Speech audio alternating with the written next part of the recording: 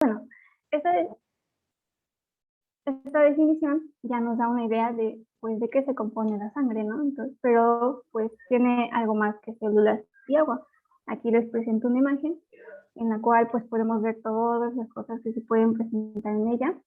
En la parte líquida denominada plasma, pues sí, vamos a encontrar agua, pero también vamos a encontrar iones, podemos encontrar moléculas orgánicas, que bueno, pues estas son muy importantes para nosotros que somos organismos vivos y pues dentro de estas moléculas orgánicas vamos a encontrar aminoácidos, proteínas, glucosa, lípidos y pues también algunas sustancias de desecho.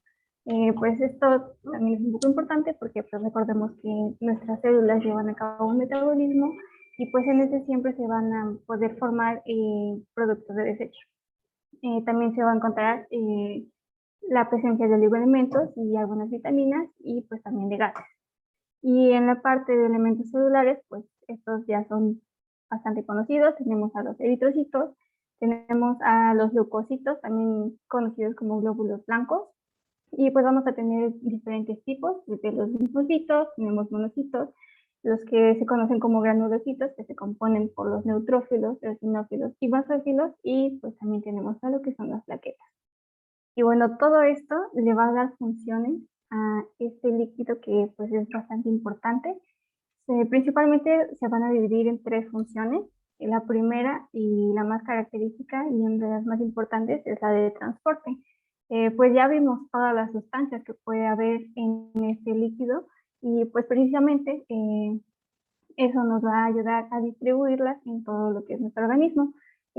Para poder transportar sustancias respiratorias, como son los gases que ya mencionamos, que puede ser el oxígeno o el CO2, sustancias nutritivas y sustancias excretorias.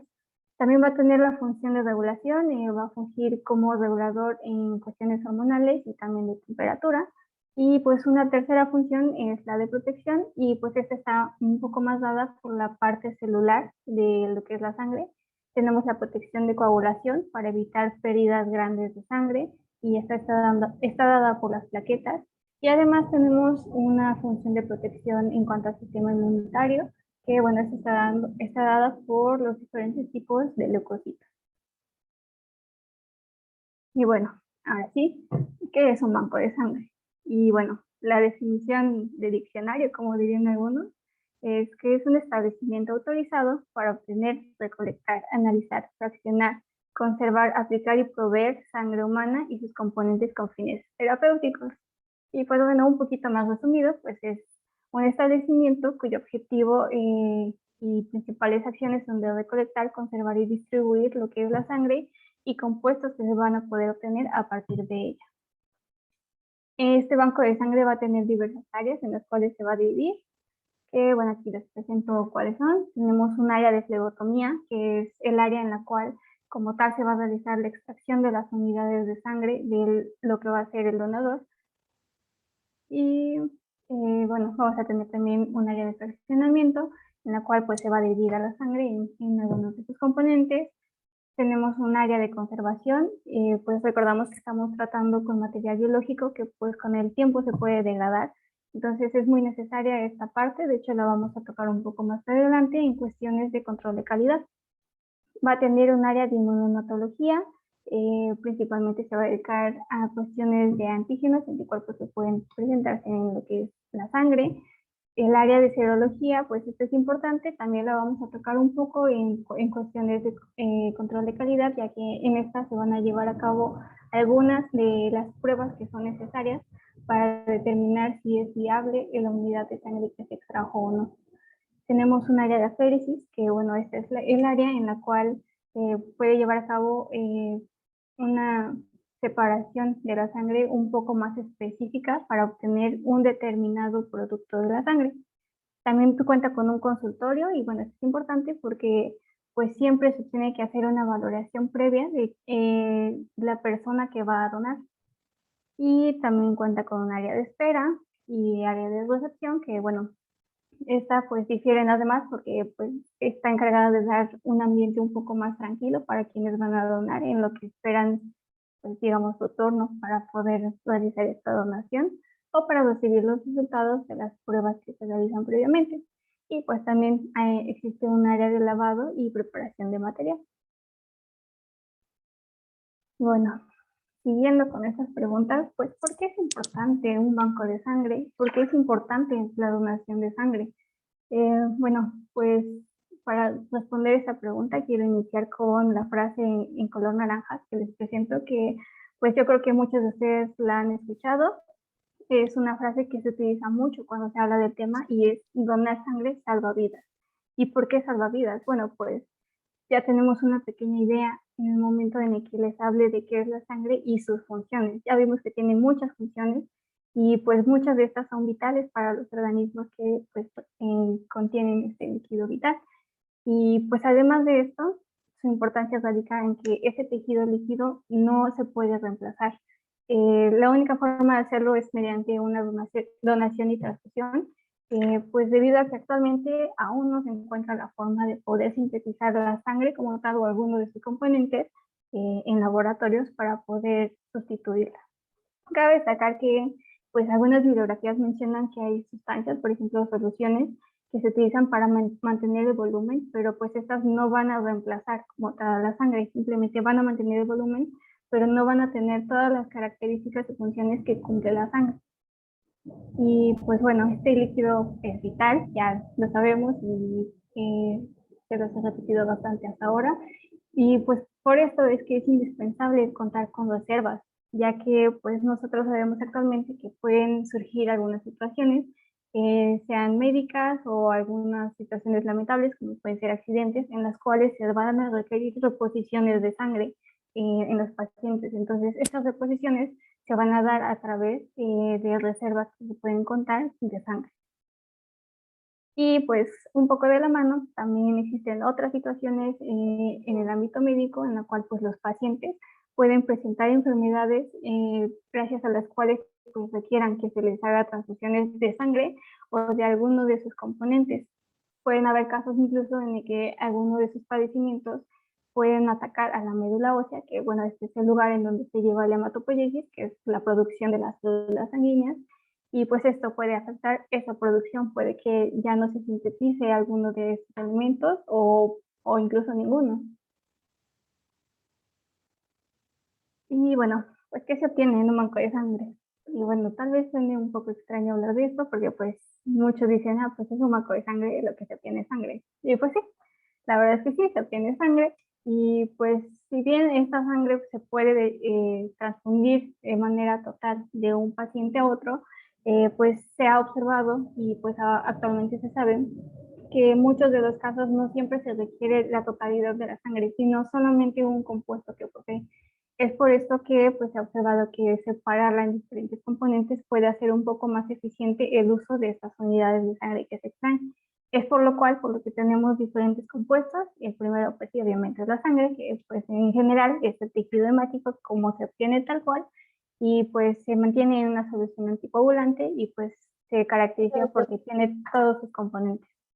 Esta conservación en anticoagulantes es importante ya que estos van a mantener en su forma fluida a lo que es la sangre y va a permitir que se lleve a cabo el proceso de transfusión. Y bueno, además vamos a tener algunos componentes sanguíneos, como pueden ser los eritrocitos, las plaquetas, el plasma y los granulocitos, que bueno, estos ya los mencioné en su composición. Y la forma en la que se van a obtener es por medio de aféresis. La aféresis es un procedimiento en el cual pues, se va a llevar a cabo la separación de esta sangre por medio de procedimientos como pueden ser la centrifugación o por medio de máquinas de flujo continuo difundido. Y bueno, aquí este cinta pues ilustra un poco general este proceso de aféresis, en el cual pues podemos empezar con un volumen de sangre total, al cual se le puede realizar una centrifugación y pues ya obtenemos dos productos, que pueden ser los concentrados de Matías, que son los eritrocitos, y un volumen de plasma. Y este volumen de plasma pues además va a tener pues por ejemplo las plaquetas, y si se hace otra centrifugación, pues ya se pueden obtener como tal los concentrados de plaquetas y un plasma libre de ellas. Y bueno, este es otro procedimiento que pues, se utiliza para obtener el siguiente producto del cual les voy a hablar, que son los crioprecipitados. Y bueno, los crioprecipitados se definen como una fracción proteica del plasma fresco que es congelado y pues estos crioprecipitados van a precipitar cuando se descongela este plasma. Pues cabe destacar que en este caso pues no va a haber células como tal, pero lo importante es que va a contener algunos factores de coagulación, como puede ser el factor 8 y el factor 3. Eso es. Y bueno, seguimos un poco con generalidades de quiénes pueden donar y quiénes se benefician. Y bueno, quienes pueden donar son personas que van a necesitar cumplir con ciertos requisitos, que bueno, estos requisitos se exponen en todos lados, son prácticamente universales, se exponen desde la OMS y pues hasta la Secretaría de Salud e incluso instituciones un poco más específicas como lo son el IMSS. Las personas que pueden donar son aquellas que van a tener entre 18 a 65 años, su peso debe ser mayor a 50 kilogramos, en el caso de las mujeres no deben estar embarazadas o en periodo de lactancia, y además en el momento de realizar como tal la extracción y la donación de sangre deben cumplir con un ayuno de 8 horas. Algunas bibliografías lo marcan con mínimo 6, pero pues, por lo general se manejan 8 horas. Deben evitar consumir grasas y derivados de la leche por lo menos 24 horas antes de hacer la donación. No deben de tener un proceso infeccioso, es decir, no deben tener gripa, tos o diarrea, por ejemplo. No deben de haber ingerido bebidas alcohólicas en las últimas 48 horas y no debe haberse aplicado vacunas durante el último mes. Y bueno, también existen algunos tipos de donadores que se definen, principalmente son 3. Los primeros y más importantes son los no remunerados, también conocidos como voluntarios. Pues cabe destacar que la Organización Mundial de la Salud destaca que este es el tipo de donador que es el de preferencia, ya que pues es el tipo de donador en el cual se puede obtener una extracción que puede ser un poco más fiable en cuestiones de control de calidad, a comparación de donadores remunerados, que bueno, actualmente ya incluso en algunos lugares está prohibido que los donadores sean por medio de remuneraciones. Y pues también existen los tipos de donadores familiares o allegados. Estos también se conocen como donadores de reposición, que se presentan en los casos en los que algunos pacientes, por ejemplo, requieren alguna cirugía y pues en esta cirugía se va a requerir un volumen de sangre y pues para reponer ese volumen de sangre, algunos familiares o allegados pueden donar. Y bueno, ¿a quiénes se benefician? Pues aquí lo dividí un poco en dos, en cuestiones de procedimientos y urgencias y de padecimientos.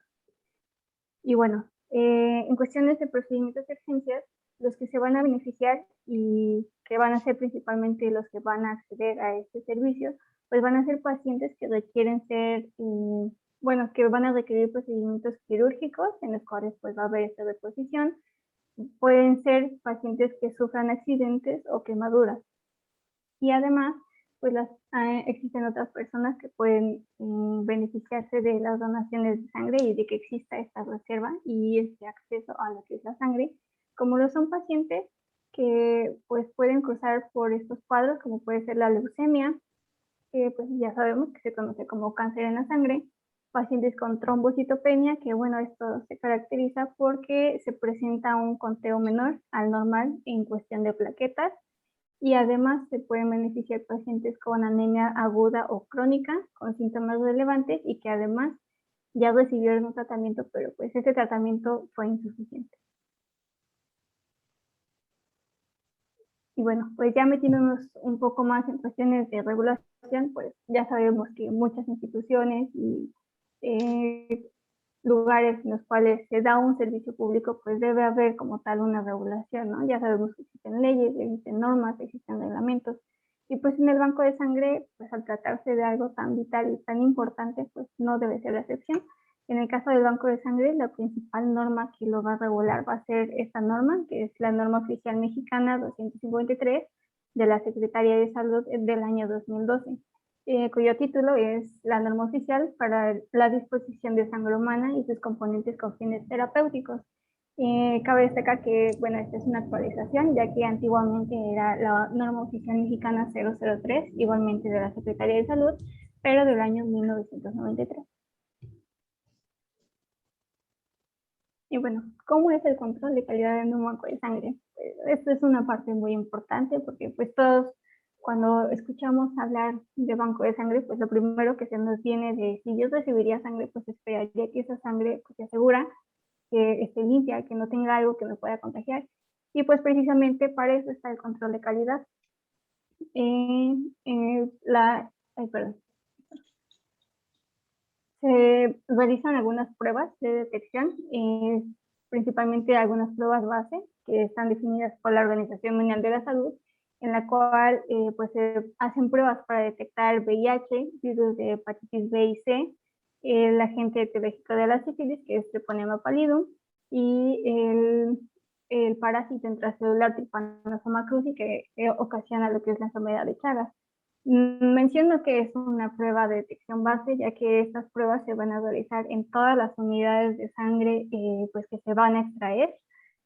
Sin embargo, pues hay algunas cuestiones que pueden requerir algunas otras pruebas. Puede ser que, por ejemplo, el paciente se encuentre en una zona endémica de alguna otra enfermedad o que haya presentado un factor de riesgo y por lo cual se requieran otras pruebas, como son las pruebas adicionales a Brucela, a Plasmodium, que bueno, este es el causante de lo que es la malaria, de Toxoplasma, también se pueden requerir pruebas adicionales de citomegalovirus y retrovirus HTLV de tipo 1 y tipo 2.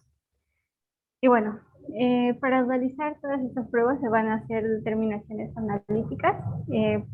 Van a ser principalmente estas dos, las pruebas de detección de estos agentes infecciosos de los cuales les acabo de hablar y que son transmisibles para la transfusión, por transfusión, y pues estas pruebas se van a basar principalmente en detección de anticuerpos o de antígenos.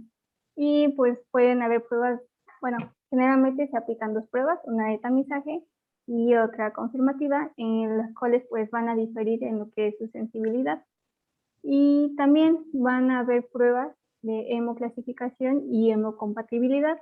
Es aquí donde entra en juego lo que es el área de inmunohematología, ya que la hemoclasificación pues va a ser para clasificar, como lo menciona pues esta palabra, a la sangre. Recordemos que pues existen dos sistemas principales para clasificarla, que es el sistema ABO y el sistema RH. Entonces, pues para determinar este tipo de sangre de las unidades extraídas, pues se va a llevar a cabo estas pruebas y generalmente se realizan por pruebas de aglutinación.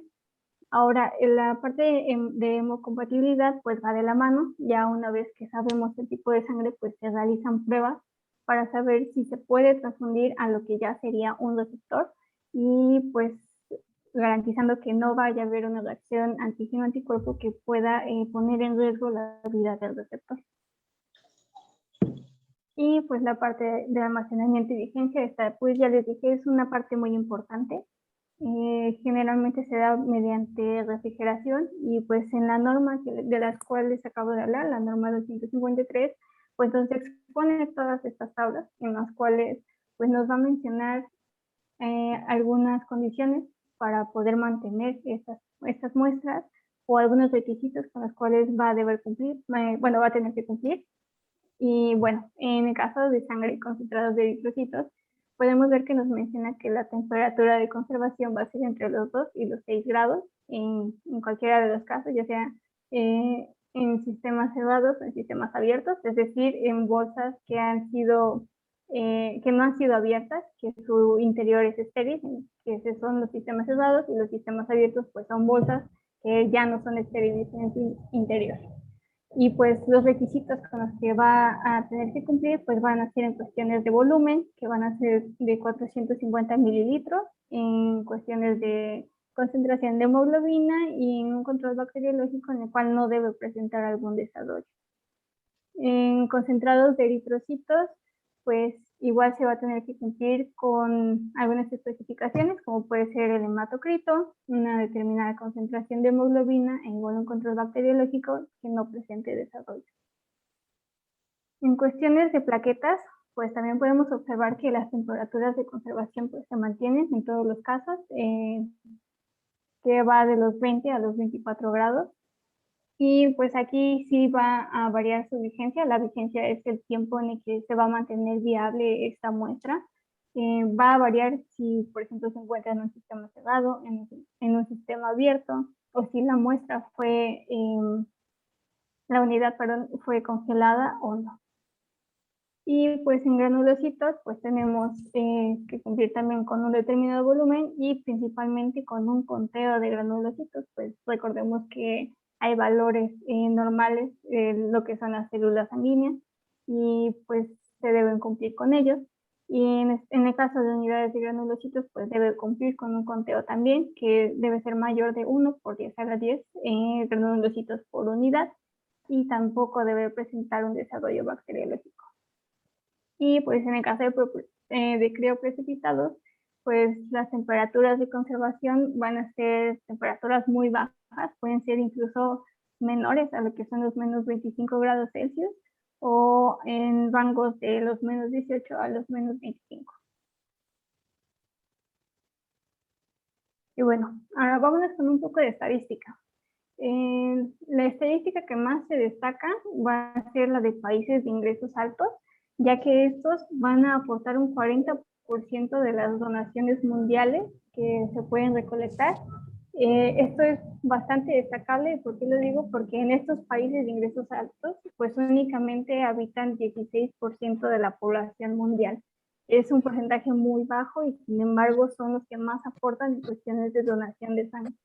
Y pues en términos de, con respecto a cada 1000 personas, pues aportan 31.5 donaciones por cada 1000 personas. Y esto se compara un poco con algunos otros países de otros ingresos. Por ejemplo, en los países de ingresos medianos altos, pues se obtienen 15.9 donaciones por cada 1000 personas, y pues podemos ver que va descendiendo un poco. En los países de ingresos medianos bajos solamente se obtienen 6.8 por cada 1000, y en los de ingresos bajos únicamente 5 por cada 1000 personas. Y bueno, a pesar de estas cifras, pues podemos ver que entre los años 2013 y 2018 pues se notificó un aumento de unidades de sangre donadas en 7.8 millones de unidades, y pues lo más destacable es que fue por donantes voluntarios, es decir, que no son remunerados. Ahora, vámonos a nuestro continente, vámonos a Latinoamérica. Aquí les presento esta tabla en la cual pues podemos ver los porcentajes de donación. Lo más destacable son los donantes voluntarios, y pues vamos a empezar de abajo hacia arriba, en el cual pues podemos ver que pues sí, en Latinoamérica tenemos países que van a tener un porcentaje de donantes voluntarios mayor al 50%. Por ejemplo, tenemos a Brasil, a Cuba y a Colombia y a Costa Rica. También tenemos algunos países en los cuales pues, va a depender, que pueden presentar un porcentaje entre el 10 y el 50%, y entre estos se encuentran Chile y Argentina. Y pues finalmente los países con porcentajes de donantes voluntarios más bajos, es decir, que son menores al 10%, pues encontramos Guatemala, Perú, y pues lamentablemente la encabeza nuestro país con 3.1%. Y pues con esto nos seguimos ya como tal estadísticas nacionales. En México existen 556 bancos de sangre en total, que bueno, pues se pueden dividir en todos estos sectores: el privado, el público, de seguridad social, de militar, policía y Cruz Roja.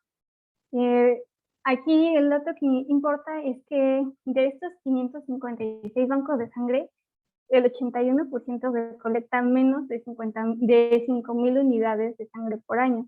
Esto es una frase un tanto alarmante, ya que pues, la Organización Mundial de la Salud destaca que los bancos de sangre que deben manejar mayores unidades a las 5.000 por año, y pues de casos contrarios, como lo son en este 81%, pues se incrementa lo que es el costo del procesamiento de las unidades. Y pues esto va a afectar un poco también porque pues se va a buscar la forma de disminuir lo que son gastos, y esto puede pues golpear directamente lo que es el control de calidad.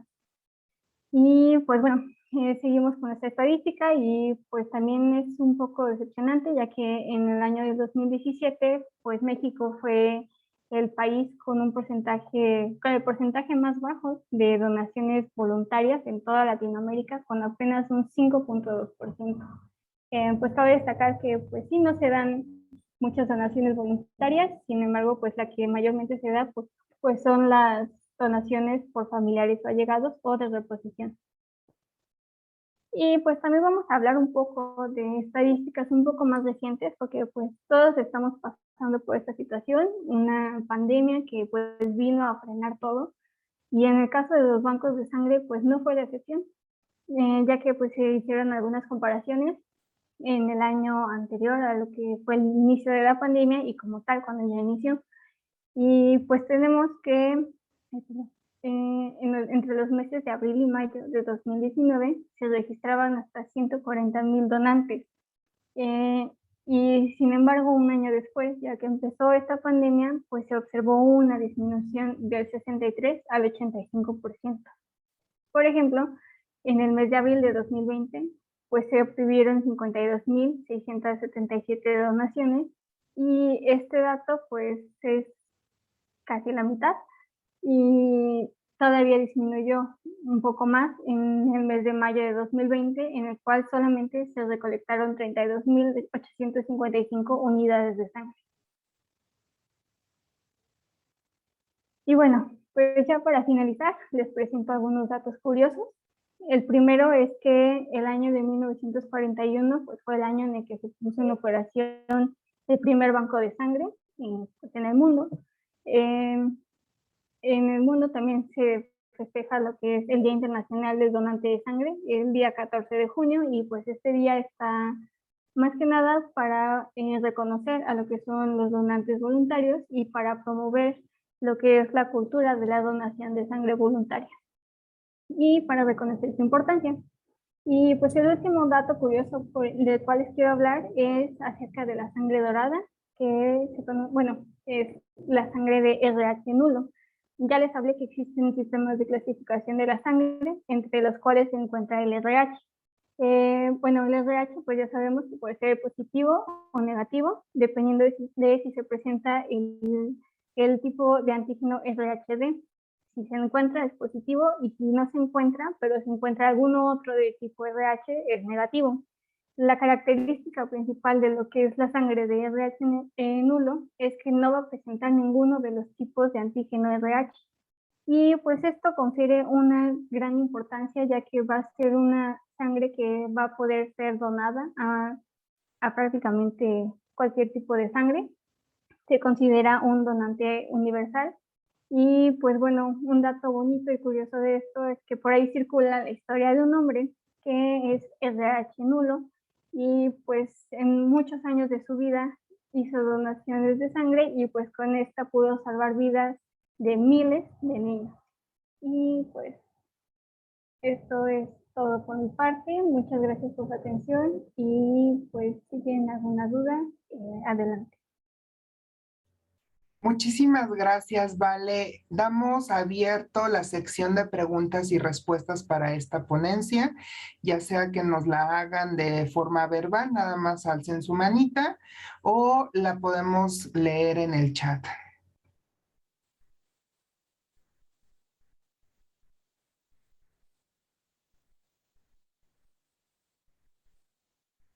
Bueno, ok. Levantaron la mano. Elia Gómez, perfecto. ¿Cuál es la pregunta que tienes, Elia? Puedes desbloquear tu micrófono si gustas o escribirle. Sí, buenos días. Mi pregunta es, ¿qué hay acerca del mito de las personas con tatuajes? ¿Pueden donar o no pueden donar? Justamente tenemos una ponencia que es la siguiente de mitos y realidades. Ahí te la va a poder contestar la QVP Cari.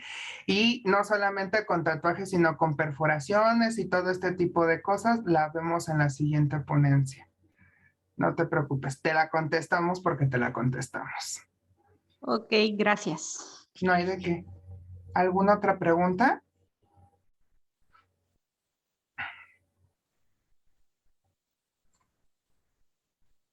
Ok, te la leo. A ver, vale, nos dicen, ¿por qué las naciones ricas y el sector privado Son más susceptibles a donar voluntariamente que los países pobres en el sector público. Bueno, aquí realmente entra un poco el tema de lo que es la educación y la cultura. Pues en lo que son los países de mayores recursos, pues hay una mayor cultura y una mayor educación. Pues hay que recordar que pues sí, de por sí en cuestión académica también pues hay una gran diferencia, y pues en estas hay una mayor promoción de lo que es la donación de sangre. Además que pues en México hay muchas cuestiones pues de mitos, que bueno, esto lo vamos a hablar un poco después, eh, gracias a los cuales pues no hay como tal una seguridad total de querer donar o sí, principalmente para querer donar. Hay muchas dudas en cuanto a seguridad, en cuanto a control de calidad. Sí, más que nada es eso, lo que es la educación con respecto al tema. Y pues también la difusión, porque pues aquí hay una página en las cuales consulté para realizar esta ponencia, en la cual se exponían algunas estadísticas, y pues muchas de ellas denotaban una falta de información.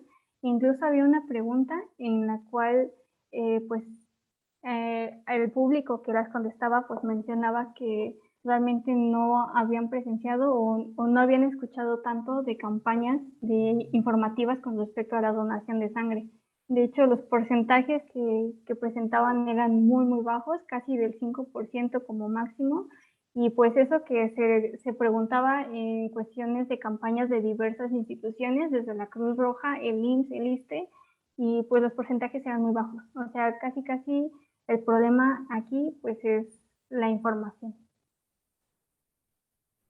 Perfecto, vale. Nos hacen otra pregunta en el chat que dice, ¿cuántas veces por año se puede donar sangre? Ok, aquí los datos que se manejan son para hombres y para mujeres. En el caso de los hombres manejan que se puede llegar a donar hasta 4 veces al año, y en el caso de las mujeres únicamente 3. ¿Alguna otra pregunta por parte del público?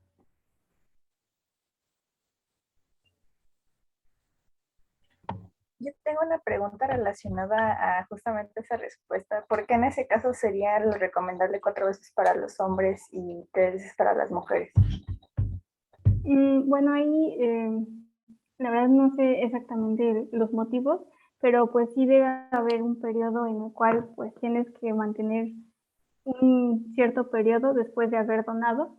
Eh, sí debes mantener un cierto periodo, y pues es gracias a esto que se mantienen estos periodos de donación. Te voy a ayudar un poquito con esa, ¿vale? Bueno, aquí como sabemos, las mujeres tienen su periodo, entonces tienen un evento mensual que al final de cuentas hace que pues haya una disminución de sangre corporal. Esa es una. Luego, el otro factor es que a nivel estadístico antropométrico, sabemos que los hombres suelen ser muchísimo más altos y además más corpulentos por esta cuestión de los cambios que se tienen a nivel fisiológico entre fémina y entre varón. Ajá. Por lo tanto, se tiene también esta recomendación porque los hombres pues tienden a no tener este evento de la menstruación junto con el cambio fisiológico que los hace muchísimo más adaptables a que pierda y regenere más rápido sangre, ¿ok? Volvemos a este punto y ojo porque esto siempre lo digo en clase, ajá. Esto no es particularizar, se hablan en estadísticas en general y se habla de un modelo biológico general, porque me van a decir, bueno, no, es que aquí las mujeres somos más altas, aquí somos más chaparritas, aquí somos más llenitas, aquí somos más delgaditas, sí, pero estamos hablando de una estadística general a nivel antropométrico. Entonces, esta recomendación es por ese uso general. Ahora, Si tú vas a donar más o menos, pregúntale a tu médico, porque tu médico es el que te conoce, o al profesional de la salud, no de que sabe que es que mire, hace 3 meses fui a donar, mira cómo te sientes, a ver tus estudios y todo esto. Sí, sin problema, ¿no? Porque a lo mejor ni siquiera puedes donar 2 veces al año, porque eres muy susceptible. Otro punto muy importante es el calibre de las venas, y no me van a dejar mentir aquí los QVP. Si son calibres muy delgaditos, pues tienes posibilidad de que haya un acontecimiento en el que no seas adaptable para donar sangre, porque el calibre del catéter para donación es muchísimo más grueso que un catéter normal de venoclisis. Entonces, ese es otro factor. Y por lo regular, las féminas tienden a tener el calibre de las venas un poquito más delgado. Entonces, es multifactorial. Algo que tenemos que tener en pie es lo de la medicina personalizada, que estos son los estándares que tenemos a nivel global y federal, ¿no? Pero, obviamente, particularizando, hay que preguntarle a médico correspondiente o personal de la salud. Te voy a leer otras preguntitas, otras más. Bueno, antes, nada más claro. quiero complementar un poquito. Pues recuerden que hay pruebas previas para determinar si un donante es viable o no. No solamente se realizan las pruebas microbiológicas de las que les hablé, también se hacen valoraciones en cuanto al estado de salud general del donante. Esto, pues como lo mencionó Luis, también es muy importante para determinar si una persona puede donar sangre o no. Así es.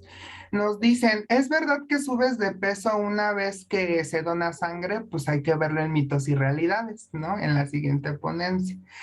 Esta es una muy buena pregunta. Y ojo a mis alumnos de bioética que están ahí, porque vimos lo de promocionar la salud, ¿ok? Para promover o facilitar el acceso a la sangre donada o algún componente de esta, ¿los bancos de sangre se comunican entre sí? ¿Forman una red? Sí, de hecho hay ciertos vínculos entre el banco de sangre o incluso los bancos de sangre con otras instituciones de salud, como lo pueden ser hospitales o algunas clínicas en las cuales pues se pueda llegar a requerir alguna unidad, ya sea de sangre o de sus componentes. Y pues un dato aquí que te puedo dar un poco importante es que incluso si no hay esta red de comunicación o no hay como tal un acuerdo entre, por ejemplo, un banco de sangre y un hospital, por ejemplo, si se requiere en situaciones de emergencia, aún sin este vínculo, puede llamar al banco de sangre para que éste le dé alguna unidad que necesita, si es que pues la unidad, por ejemplo, de sangre no está disponible en algún otro banco con el cual sí tenga vínculo. Entonces sí hay una red de bancos de sangre y pues también está ligado en instituciones de salud pública. Perfecto. Última pregunta, Vale. ¿En cuánto tiempo se recupera la sangre que donaste? Bueno, en estas cuestiones, pues siempre que hay una pérdida de sangre, pues hay una reposición por parte del organismo, pues casi inmediatamente se va a empezar se va a empezar a producir lo que son las células de la sangre para poder reponer ese volumen que se perdió. Esto es pues natural y pues casi al momento. Perfecto, pues muchísimas gracias, Vale. Te agradezco que nos hayas brindado tu tiempo, tu conocimiento de parte de la Universidad del Noroeste de Chihuahua. Te vamos a dar un reconocimiento que te lo voy a hacer llegar a tu correo, y de verdad te quiero felicitar de forma personal porque wow, me sigue sorprendiendo el hecho de que te vas preparando y preparando y preparando. Es de las cosas más hermosas que yo puedo decirte a ti, ¿no? Un orgullo conocerte, fui tu docente, y pues te deseo el mejor de los éxitos. De verdad, muchísimas gracias. Al contrario, muchas gracias. Bueno, pues seguimos con la segunda ponencia. La segunda ponencia es con la técnico laboratorista clínico y QVP, Karina Fonseca. Ella es egresada de la Escuela Nacional de Ciencias Biológicas, del CECIT número 6 Miguel Otón de Mendizábal, de la carrera de técnico laboratorista clínico y químico bacteriólogo y parasitólogo. Actualmente forma parte de el consorcio de Laboratorio Salud Digna en la parte preanalítica. Ella nos va a dar lo que son mitos y realidades en la transfusión y donación de sangre. Muchísimas gracias, Karina.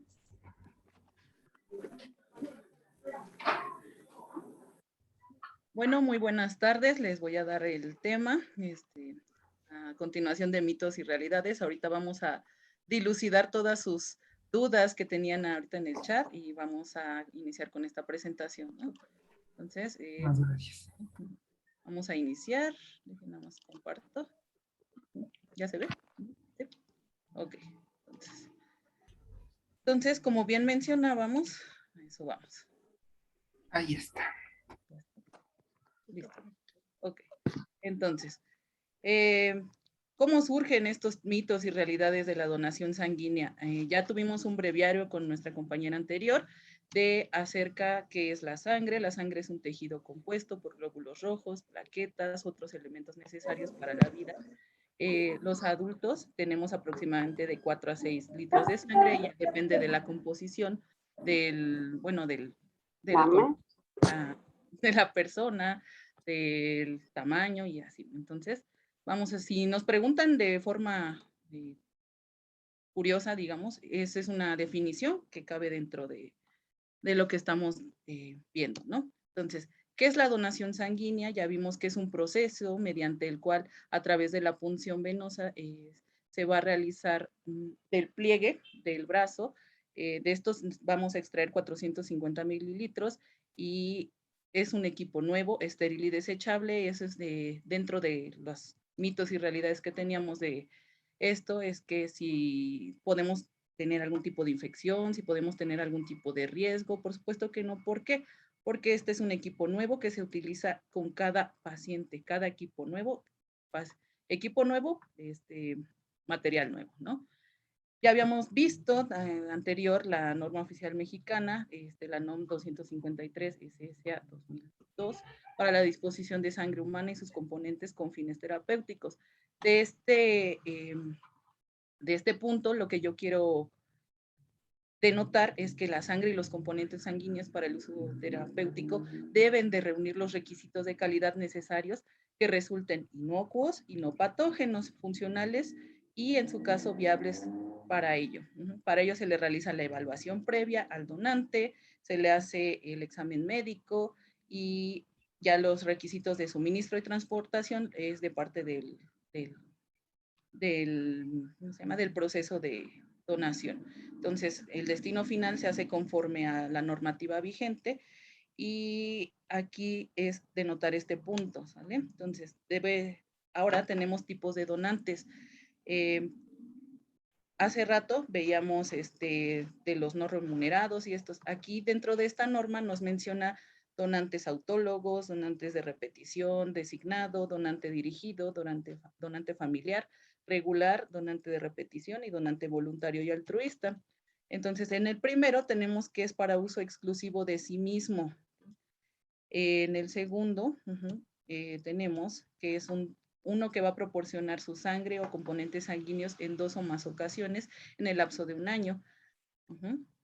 Después tenemos el donante designado, que es un poquito complicado, de que la persona que es donde existe una clara indicación médica que el uso de su sangre o componentes sanguíneos sean para un solo fin, para una sola persona, para una sola paciente, ¿no?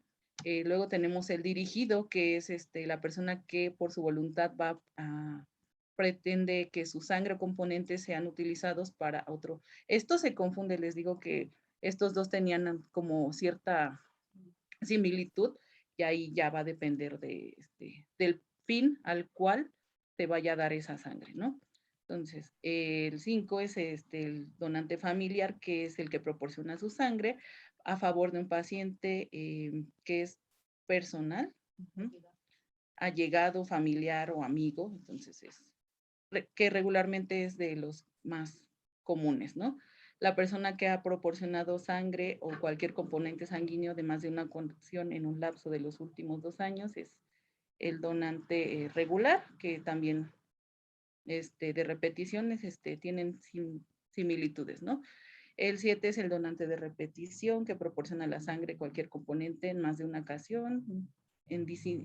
Ahí se diferencia entre el lapso del tiempo y el otro es en el centro de recolecta. ¿Sí? En el 7 es el de repetición.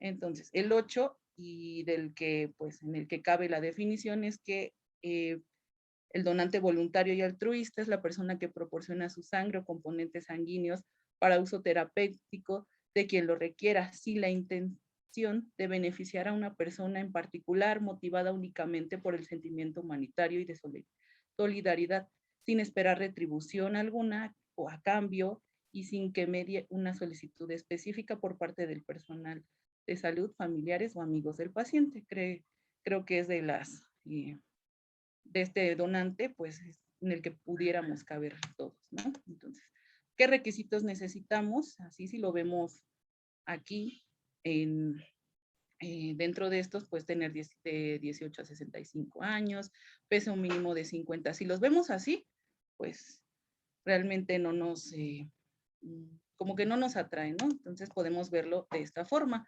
¿Qué requisitos? Aquí esta imagen la encontré del Instituto de Pediatría, donde nos explica de una manera más dinámica cómo, qué requisitos necesitamos, ¿no? El tener entre 18 y 65, pesar 50 kilos, un desayuno ligero. No necesariamente necesitamos estar en ayunas para hacer esto. Puede ser uno ligero, libre de grasas, porque para evitar problemas de ictericia cuando hagamos la extracción.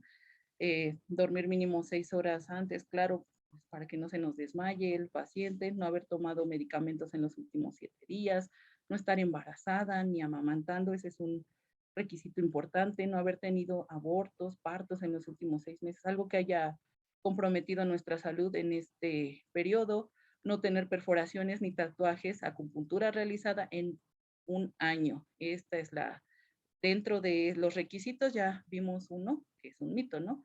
Sí, personas que pueden donar, tengan tatuajes que no haya sido en 1 año. No haber ingerido bebidas alcohólicas en al menos las últimas 48 horas, no tener enfermedades, o sea, tener en sí un estado de salud bueno. No haber tenido más de una pareja sexual en el último año. Aquí implica situaciones de alto riesgo y otras, ¿no? No haberse aplicado vacunas en el último mes, no haber padecido hepatitis en los últimos 10 años, bueno, antes de los 10 años, eso es importante. No tener caries profundas o infecciones severas, no haber donado sangre en las últimas 8 semanas y no haber tenido más de 2 embarazos. ¿Okay? Entonces, al llegar nosotros vamos a tener a cualquier centro de donación, por ejemplo, un ejemplo de este es el del Hospital General de México, nos van a dar este tríptico de información, aquí nos van a dar desde la donación que puede ayudar a salvar vidas, los horarios de atención, dudas y todo, ¿no? Entonces, aquí lo importante es explicar cómo los requisitos que necesitamos, ya los vimos hace ratito, también es importante contar con tu credencial de tu identificación oficial. Y el proceso para donación en realidad es muy rápido, es ingresar al sitio, nos van a dar los datos de registro, después de eso se nos va a hacer una toma de muestra en donde vamos a, con esa toma de muestra es determinar que no tengamos las enfermedades que vimos previamente, hepatitis, VIH, brucelosis, entre otras. Se le realiza una biometría hemática para revisar los niveles de hemoglobina y lo que vimos en la ponencia anterior. Después nos mandan a desayunar, regresamos y se nos hace una valoración médica. Ahí nos va a hacer la entrevista a un médico donde va a determinar si tenemos algún tipo de riesgo, lo de la vacunación, las prácticas sexuales en los últimos años, el no estar en tratamientos hormonales también es importante, Sí, el médico es el que va a evaluar junto con la respuesta, bueno, con el resultado emitido, si somos aptos para donación. Después de esto, en el área de sangrado, ya se nos va a hacer la punción y después de la punción es importante, bueno, de la extracción de la obtención para la muestra de sangre, nos mandan otra vez a comer para realizar, obviamente después de una donación, una pérdida importante, pues para evitar desmayos y otras, nos mandan ahí un refrigerio y también es importante ahí que nos estén monitorizando, ¿no? Entonces, después de que incluso se realiza la extracción, se nos da un volante de si es segura o no nuestra sangre, incluso nosotros mismos nos vamos a excluir al ya pasar con todas estas filtros, nosotros mismos podemos determinar si nuestra sangre es o no segura, ¿saben? Entonces, aquí tenemos otro ejemplo del tríptico de información, desde una guía para marcar, es lo que le decía, del talón de exclusión, el no poner en peligro a nadie, es importante que seamos honestos con nosotros mismos, ver que vamos a dar algo que va a ser importante para otras personas, ¿no? Entonces, aquí tenemos este ejemplo. ¿Y dónde van a surgir estos mitos, realidades? Ya vimos que es antes, durante y después de la donación. ¿Qué es la sangre? Estamos en eso, ya lo vimos. ¿Cómo se realiza? De manera sencilla se los expliqué. ¿Cómo se hace? De hecho, no nada más podemos donar sangre, ¿no? Podemos donar otros elementos como plaquetas.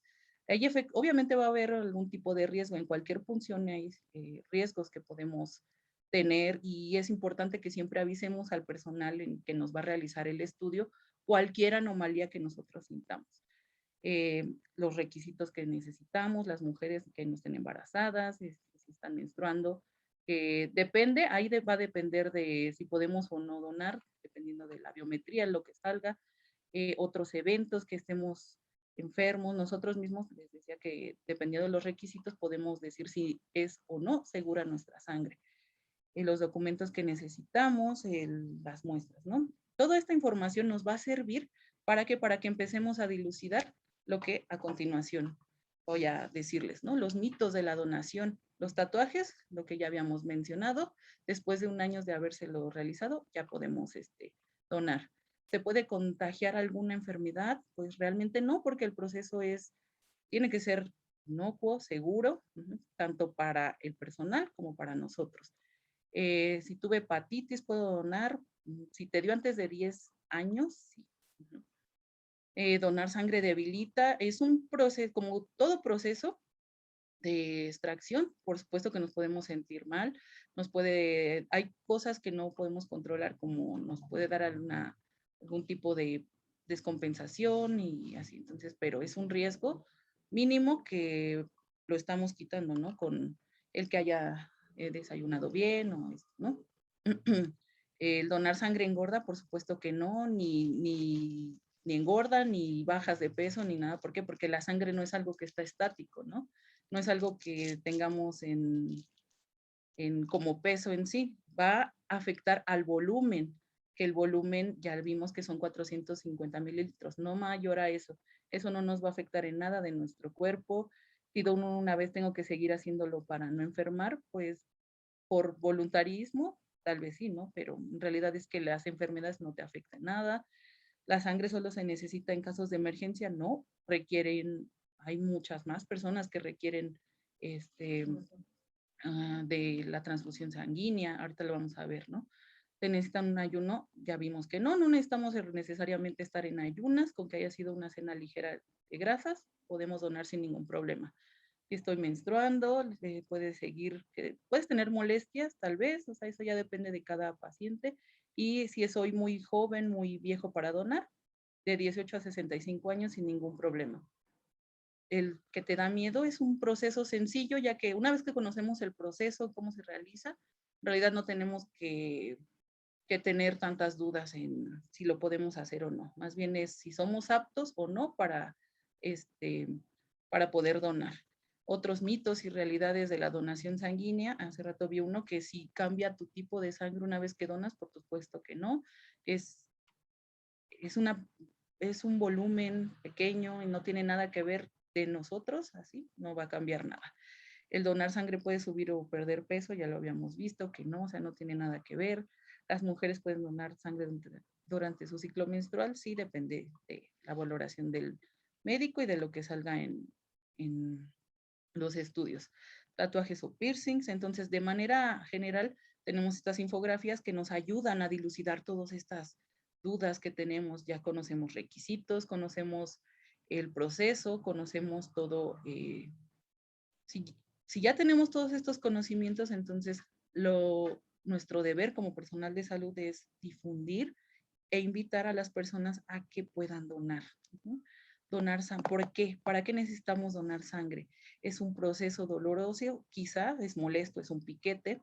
En realidad, pues, por la aguja, más que nada sería por esa situación. Hacerlo para recibir algo a cambio, pues ya lo vimos con ser donador voluntario, que se hace de manera desinteresada, altruista. Nadie te puede obligar. Tú solo decides sobre si lo quieres realizar o no. La cantidad donada, ya vimos, es una cantidad importante, pero no pone en riesgo nuestra salud. Si eres donador frecuente, aquí la importancia es que no nada más va a ser para el beneficio para alguien más, puede ser muchas más personas el beneficio de la donación para esto, ¿sale? Entonces, ¿para qué las necesitamos hacer? Por solidaridad, altruismo. Se regenera tu sangre, no es como que pierdas algo que no puedas volver a generar. Esto contribuye a que más personas se vean beneficiadas de la donación. ¿Y qué podemos obtener de esto? Porque los beneficios son bastantes. Incluso al ir nada más a revisar si estamos sanos, ¿qué determina? La biometría, la determinación del grupo sanguíneo, detección de VIH. Muchas veces al intentar hacernos chequeos, no sé qué, descubrimos cosas que ni nosotros mismos sabíamos, ¿no? Entonces, recordar el Día Mundial del Donante, el 14 de junio, que es darle difusión a todo esto. Este tipo de pláticas que nos ayudan a dilucidar estas dudas que tenemos, ¿no? Y también otro importante sobre la pandemia, lo que hemos estado viviendo. Ya vimos que nos afectó bastante, igual a los centros de donación. Entonces vamos a revisar si les puedo compartir un video donde pueden dilucidar algo acerca del COVID, ¿no? Actualmente, todos los países del mundo presentan escasez en sus reservas de sangre para transfusión debido a la reducción de donaciones de COVID-19. Personas con algún tipo de cáncer, mujeres con hemorragia asociada al embarazo, personas con anemias crónicas graves y quienes sufren algún accidente necesitan de transfusiones de manera constante, continua y urgente. En México hay disminución en el flujo de donantes, lo que puede originar disminución en el abasto de componentes sanguíneos. La sangre es un recurso terapéutico que no puede ser reemplazado por un medicamento. Por esta razón, invitamos a la población a donar sangre y mostrar su solidaridad en todo el país. Todo el Sistema Nacional de Salud necesita de tu sangre. Asiste al banco de sangre de cualquier institución.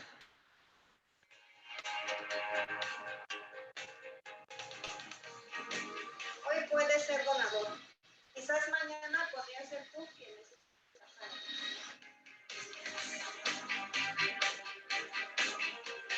A pesar de la pandemia por COVID-19, la donación voluntaria y altruista no puede detenerse. Debemos seguir garantizando el abasto suficiente para quien lo requiera a través de las donaciones frecuentes. Desde el inicio de la fase 3, se ha implementado un sistema de citas, extendiendo el horario de atención a los donantes. Todos los bancos de sangre han tomado acciones concretas para disminuir el riesgo de contagio del COVID-19, como la sana distancia y la bioseguridad. Hoy te invitamos a donar. Tu ayuda es muy importante para el país.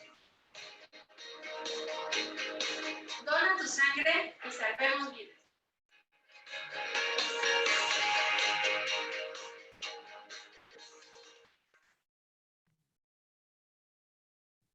Y con todo esto, pues no me podía despedir sin dar un poema acerca de la donación sanguínea, ¿no? Yo también lo encontré en la página del Centro Nacional de Transfusión Sanguínea y pues dice así, ¿no? Yo te daré las gracias si tú me dieras tu sangre, mi corazón palpitaría y el tuyo estaría alegre por tu generosa cortesía. Yo te daré las gracias por ser tu sangre la mía, por no sentir indiferencia y darme salud y armonía. Ojalá nunca la necesites ni tengas que esperar un día, porque yo correré a buscarte para regalarte a ti la mía. Yo no tengo riquezas ni dinero para pagarte, solo tengo mi nobleza y mi corazón para amarte. La sangre va por las venas y emite unos bellos sonidos. Cuando cuando tus obras son buenas, más fuertes son tus latidos. Si un día me necesitas, no dudes en llamarme y iré corriendo a tu cita por venir a salvarme. Entonces, su autora, Antonia Naparte. Y ya con todo esto damos con terminada esta presentación. Gracias por su atención. Muchísimas gracias, Karina. De verdad fue un deleite escucharte. Damos por iniciado el segmento de preguntas y respuestas, por favor. También si le quieren hacer algún comentario a la química, estamos abiertos. Ya sea en el chat o desbloqueen su micrófono, por favor, pero antes alcen su manita.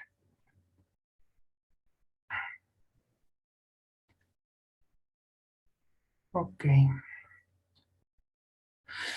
Yo sí tengo una pregunta en lo que se animan, porque siempre ahorita que estamos con esto de ser visibles, ajá. ¿Las personas con preferencia homosexual pueden donar?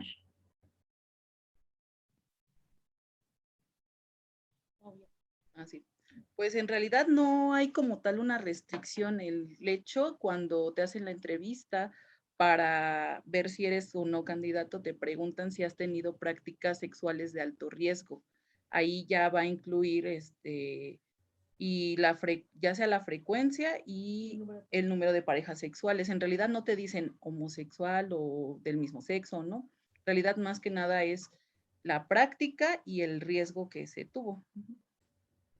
Ok, nos dicen en el chat, ¿hay algún impedimento si la persona tiene algún método anticonceptivo como DIU o implante hormonal? Dentro de los requisitos, cuando te hace la evaluación el médico, sí te pregunta si en los últimos 6 meses has tenido algún tipo de tratamiento hormonal, también puede ser un requisito, bueno, es un factor para que tú como donante pues puedas que no puedas donar. O sea, en general, porque como es sangre total, ya sabemos que se va a fraccionar y todo, pero sí puede ser un tipo de riesgo el tenerlo. El DIU, en realidad no encontré mucho si el DIU o no, u otro tipo de tratamiento anticonceptivo, pero en la norma no encontré exactamente, pero habría que revisar si el médico que te está realizando el estudio de la valoración te considera o no. Ok. Nos dice, ¿por qué alguien que se sometió a un tratamiento de endodoncia no puede donar en el periodo de 1 año que especificaron? En el caso de tratamientos dentales, no estoy tan, ¿cómo les diré? No es que no esté el material nuevo, estéril, desechable, pero sí hay intervenciones que implican que ese material sea, yo no digo que sea nuevo, que no sea nuevo, pero sí hay materiales de las cuales no sabemos totalmente si se utilizó anterior. Es complicado con las endodoncias y todo eso, sí, pero yo sé que ese es un requisito que no requieren. Por el Bueno, riesgo de infección de virus, por ejemplo, ese es un detalle de eso. Justamente dimos pues en este punto. En cuestión de las endodoncias son procesos quirúrgicos que de verdad tardan en sanar. Ajá. Y además estamos expuestos a una mucosa, por lo tanto hay hidratación y todo este tipo de cuestiones. Pasa de que la regeneración puede ser un poco lenta, inclusive las endodoncias como tal tardan en sanar bastante. Volvemos a un punto muy importante. A la hora de que hay estos procedimientos en los cuales hubo una invasión, puede haber una contaminación y más aparte si hay una herida a nivel quirúrgico. ¿Por qué? Porque al final de cuentas se puede hacer la inoculación de una bacteria y muchísimo más, más susceptible porque la mucosa está dañada. ¿Por qué? Porque al final de cuentas se hizo una incisión. Y recordemos que son varios planos que van abiertos. Entonces volvemos a este punto. Hay que tomar las precauciones necesarias para que la donación sea literalmente inocua, como nos dijo la licenciada, ¿no? Entonces sí hay que tener eso muy en pie. Por eso también los tatuajes. Los tatuajes sabemos que son laceraciones a nivel dérmico, pero continuos. Entonces, por lo tanto, pues ahí tenemos otro factor, ¿no? Las perforaciones, volvemos. Por eso nos dicen en el tiempo de un año. A nivel quirúrgico, recordemos que nos pueden dar de alta para regresar a nuestras actividades normales después de un tiempo de 3 meses en la mayoría de las cirugías. Pero volvemos.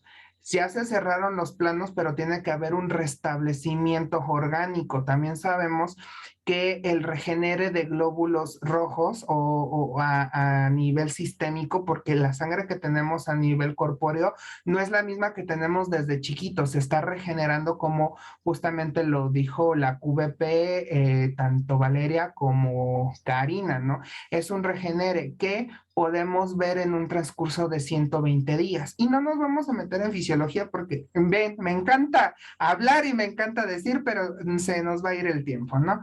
Entonces, todos estos factores los tenemos que ir viendo, ¿ok? Entonces, eso, ¿ok? Por las laceraciones. Me pasa otra pregunta. Belén López nos dice, ¿con qué frecuencia puedo donar sangre?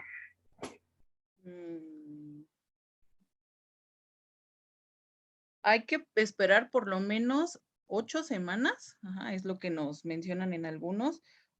Son 56 días entre la donación. ¿Para qué? Para que pues, se recupere ese volumen perdido. Ese es el mínimo, pero ya dependiendo del estado del paciente, del estado en general. Okay. Nos dice, bueno, Hernández Martínez José, esta es una pregunta muy interesante. ¿Por qué las mujeres con más de 2 partos no pueden donar sangre?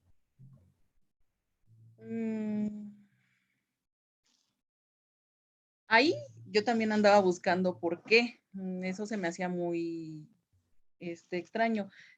Sé que tiene que ver con el proceso que se le realiza, que la pérdida en el momento del parto y todo eso. Entonces, yo encontré que era reciente, no exactamente una persona que haya tenido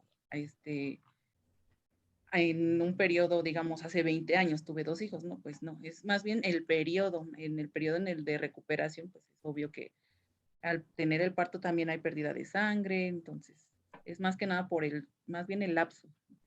Es Que no un sea mito, frecuente. ¿no? Es un mito, pues, sí. pues es un mito y que al final de cuentas puedes tener 2, 3 hijos, bueno, en sus tiempos tenían hasta 9, ¿no?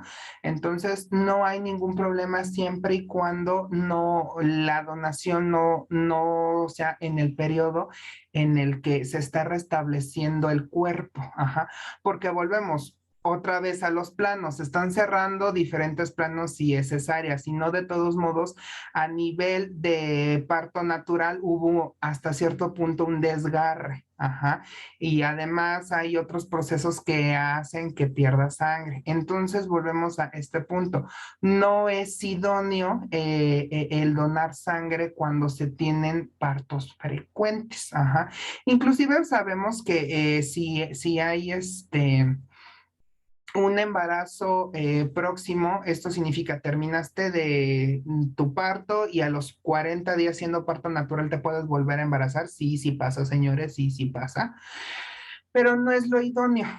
Ajá, ¿por qué? Porque al final de cuentas estás en un restablecimiento y vuelvo al otro punto. Si todavía vas a donar, pues nada que ver. Son cosas que no tienen que ser así. Ajá. Son prácticas que ni siquiera tú vas a un banco de sangre y te preguntan, ¿no? O sea, estás embarazada, estás lactando, no eres apta. Así de sencillo. O sea, no vas a pasar porque no vas a pasar. Así de sencillo.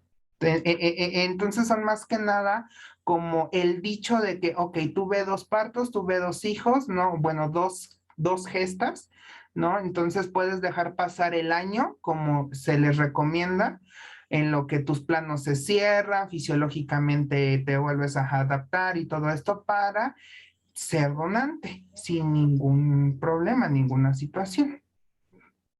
¿Ok? Nos preguntan, personas con problemas metabólicos como el hipertiroidismo o hipotiroidismo pueden donar.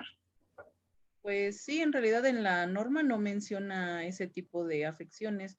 Mencionan endocarditis, mencionan otras enfermedades que de base, pues obviamente alteran el estado de salud del paciente. Entonces, en sí, esos no.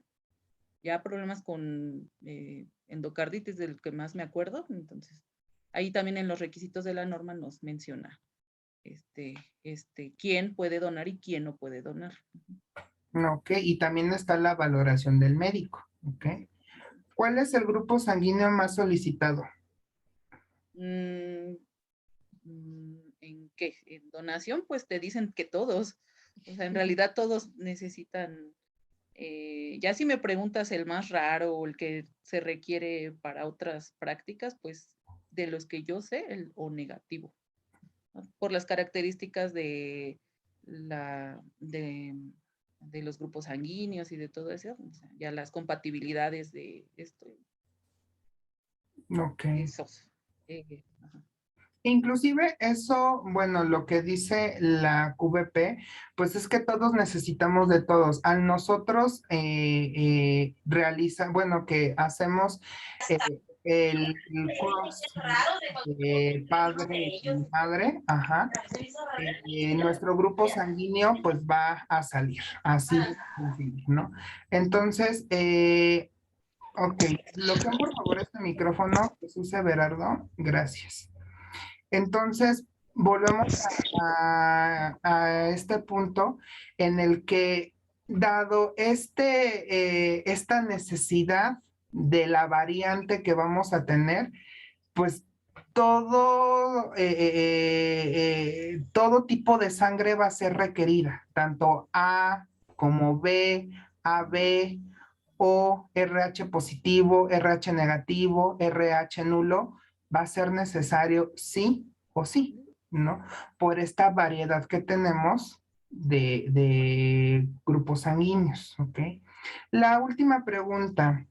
¿En qué tiende, bueno, hay dos, ¿en qué tiende a afectar a la persona si dona cada 15 días y por parte de ello la persona aún no tenía ni 3 meses de tatuarse? Que tiende a afectar a la persona, pues en su estado de salud, pues es obvio, porque si son 450 mililitros, esa es una cantidad que no va a afectar de manera inmediata, bueno, o sea, que no va a afectar el estado de la salud del paciente.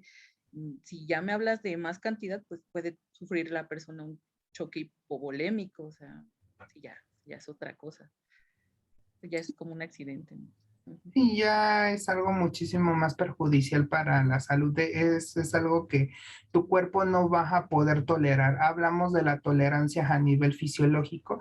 Entonces, a niveles muy altos de extracción hay una descompensación horrible que al final de cuentas el cuerpo pues ahora le van a tener que donar a él, ¿no? Así de sencillo.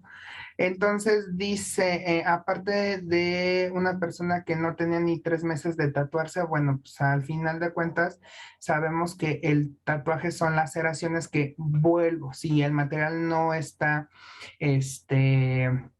estéril y además no se tuvo la asepsia idónea y todo esto, pues puede contraer algún tipo de patología. Entonces, aquí viene un punto muy importante. No todas las patologías se expresan en menos de 24, 48 o 72 horas. Incluso tardan meses. Entonces, por eso justamente dan estos periodos para ver que no haya pues ningún antecedente o no se haya expresado algún agente patógeno a nivel sistémico, ¿no? Y pues muchísimas gracias, Karina. De verdad fue un placer escucharte. Ese poema estuvo maravilloso. Me encantó. Es un deleite estar compartiendo pantalla contigo. En sus tiempos compartimos banca, como así que muchísimas gracias. Por parte de la universidad te estaremos entregando tu constancia y pues esperemos estar colaborando juntos en próximos seminarios. De verdad, muchísimas gracias. Muchas gracias a ustedes por invitarme.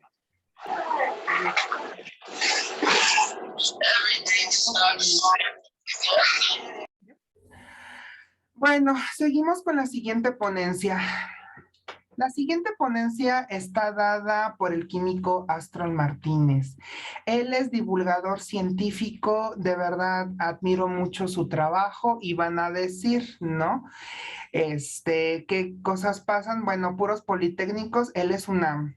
Él es UNAM, orgullosamente UNAM. Yo también pues, soy parte de la UNAM, estoy haciendo la tesis allá. Y esto no significa que haya pique, sino que al contrario somos escuelas hermanas que nos apoyamos. Y en una de estas, bueno, me lo encontré en el camino y bueno, divulgador científico, además de redactor científico, ajá, ha tenido varias publicaciones y varias revisiones y además experiencia en hematología. ¿No? Qué hermoso, qué divino. Y el día de hoy nos trae justamente el tema de donación y VIH, porque al final de cuentas el VIH es una enfermedad, bueno, es un padecimiento hematológico que ha estado en el boom en los últimos años y que ahorita tomó muchísimo más auge porque ya está en última fase la vacuna contra el VIH en el programa Mosaico, ¿verdad? Que no vamos a hablar hoy de vacunas, pero al final de cuentas otra vez tomó este repunte, ¿no? Es director de la Asociación Civil DIVU, que es encargada de promover lo que es el conocimiento científico. Muchísimas gracias, Astron, pues te dejo con ellos.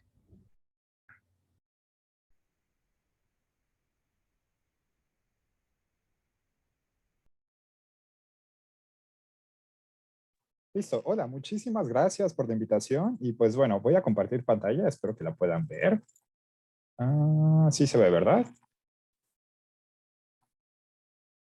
Listo, pues bueno, tal como me presentó ya Juan Luis, pues yo trabajo en la UNAM, en el Instituto de Investigaciones en Materiales y justo hoy les voy a hablar de algunas cosas interesantes sobre el VIH. Creo que ya todos sabemos algo, al menos poquito, sobre esta condición, la seropositividad, tener el virus de inmunodeficiencia humana, pero pues vamos a hablar de algunos detalles interesantes al respecto. Antes que nada, pues me gustaría hablar sobre imágenes que cambiaron el mundo, porque el VIH tiene mucho que ver con esto. Entonces, pues aquí cerca de Ciudad Universitaria, donde trabajo y cerca de donde vivo también, tenemos a este icónico edificio. ¿Alguien del público me puede decir qué edificio de la Ciudad de México estoy poniendo en pantalla? ¿Alguien aficionado al fútbol seguro va a saber? Sí, no, nadie reconoce. Pueden contestar por el chat o pueden contestar desbloqueando su micrófono.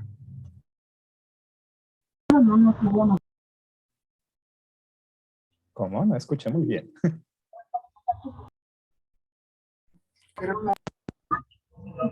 Creo que tiene problemitas con el micrófono. Efectivamente. ¿Alguien más quiere ayudarnos a contestar qué es lo que vemos en pantalla? Bueno, es el Estadio Azteca. Justamente. Entonces, pues bueno, este estadio sabemos que se hizo para las Olimpiadas en el 68, pero atrás de esta imagen icónica tenemos muchas otras cosas y revelaciones y cosas terribles que pasaron, como fue la matanza de Tlatelolco. En Chihuahua, no sé ahorita muy bien si están en Baja California, Chihuahua, en qué parte están física y geográficamente bien, pero pues en el norte apoyaron muchísimo la causa normalista, incluso si son de Chihuahua, pues conocen la normal de Saucillo, que tuvo muchísimo que ver con el movimiento estudiantil del 68, ¿no? Siempre hay algo atrás de todas las imágenes que nos rodean y esta es una de las imágenes que también cambiaron al mundo. Es la primera micrografía que se tomó del virus de inmunodeficiencia humana, el VIH. Son las pequeñas partículas oscuras que voy a señalar acá. Son circulitos, lo pueden ver acá, casi círculos, esferas, con material genético adentro que representa el virus de VIH. Y esto fue muy importante porque esta micrografía no es una fotografía, se tomó con microscopio electrónico, entonces, pues se llaman micrografías, son siempre en blanco y negro, las que vemos coloreadas son porque les pusieron color artificialmente. Estas pequeñas partículas virales de VIH son muy frágiles y muy esquivas y muy difíciles de aislar. Entonces, las personas que tomaron esta fotografía por fin le pudieron mostrar al mundo en 1984, los años 80. Sus papás seguramente ni siquiera o ya había nacido o no sé, algo así. Pues bueno, esta imagen está importante, cambió el mundo porque antes de esto las personas no creían que el SIDA se diera por un virus. Creían que el SIDA era un tipo de enfermedad maltratada, que era sífilis maltratada, que era una condición genética, que era una condición de cáncer o incluso que era un castigo divino, ¿no? Así lo llegaron a manejar algunos religiosos. Pues bueno, algo también que es muy importante es ver el tamaño. Acá en la parte de abajo, donde estoy señalando, es la esquina inferior derecha, pueden ver el tamaño de 100 nanómetros. 100 nanómetros es muy chiquito, para que se den una idea, es unas 1000 veces más pequeño que, o miles de veces más pequeño que el diámetro de un cabello humano. Entonces, estamos hablando de partículas sumamente pequeñas. Los científicos que descubrieron eso son, pues bueno, tenemos varios. Pero en el 68, que son las fotografías que también les mostré hace rato, se hizo un descubrimiento importantísimo en la biología molecular, que es conocido como el dogma central de la biología molecular. Las personas que lo descubrieron están ahí en su pantalla. En el 68, entonces, acá en México no nada más hubo matanza, también hubo grandes descubrimientos científicos. Y el dogma central de la biología molecular nos dice que el ADN, que es esta molécula que tenemos al principio, esta doble hélice que tanto hemos conocido en los medios, se va a pasar a ARN, ¿no? A través de un proceso que se llama transcripción. Eso es un nombre técnico que le dimos a la gente de ciencia.